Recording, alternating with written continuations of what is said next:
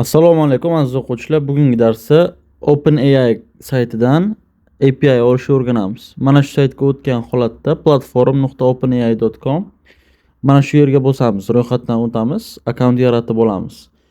Akkaunt yaratib olish uchun bizda ikkita tanlov bor: email orqali yoki Google orqali o'zimizning akkauntimizni yaratishimiz kerak bo'ladi. Keyingi qadamlarga o'tib ketaman, cho'zib o'tmayman. Akkaunt yaratganingizdan keyin sizga email boradi. Emailingizni tasdiqlasangiz OpenAI ga o'tasiz va mana shu joydan tasdiqlaysiz.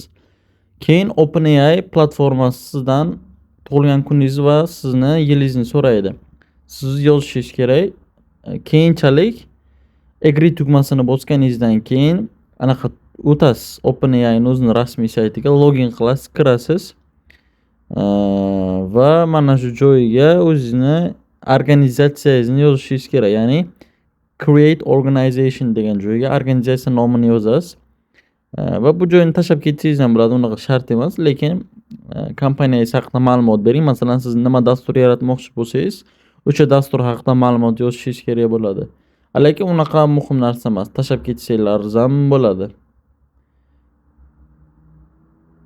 Va OpenAI key yaratayotganda my test key bo'ladi. Generate ni bosamiz. Bizga kalit yaratildi OpenAI dan. Kopirovat qilamiz shu narsani. Bu test rejimida ishlaydi. Hali buni ichida puli yo'q. Kopirovat qilib qo'yamiz. OpenAI ning kalitini, API kalitini oldik. Ana endi pastdan continue tugmasiga bosamiz va biza kredit qo'shishimiz kerak. $5 eng arzon kredit. O'zimiz uchun qo'shib olsak, biza taxminan bir 2-3 hafta, 1 oy $5 ni ishlatsak bo'ladi OpenAI dan. Taxminan 1 oyga yetadi $5.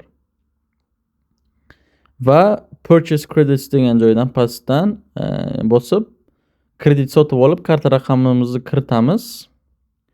Karta raqamimizni kiritgandan keyin to'lov qilamiz pastdan.